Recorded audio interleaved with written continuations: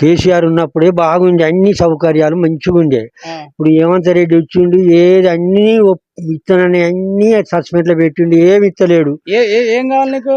ఏం కావాలి? 4,000 pension ఇస్తాననే, 4,000 pension లేదా? ఏ మహిళలకు 2,500 ఇస్తాననే, అది లేదా? ఈ రుణమాఫీలు అని అవి లేవా, ఏది లేదా? అన్ని అబద్ధాల మాటలు చెప్పి మభ్యపెట్టి ఓట్లు వేసుకొని గెలిచే ఇప్పుడు గడ్డ మీద ఉండే ఏం చేస్తలేడు సౌకర్యాలు. ఇక జనాభా అందరికి ఇదే దృష్టిలో ఉన్నదే ఇది. ఆయన ఏం మంచి పనులు చేస్తలేడు, చెయ్యకనే జనాభా మంట మాడుతారు ఆయన మీద. ఆయన ఇస్తానని కేసీఆర్ ఉన్నప్పుడు ట్యాంకీలు, వాడవాడకు నల్లలు, టీసీ రోడ్లు ఇవన్నీ మంచి సౌకర్యాలు చేసిండు. ఎక్కడున్న బజార్ల పాటు సాగు చేసిండు.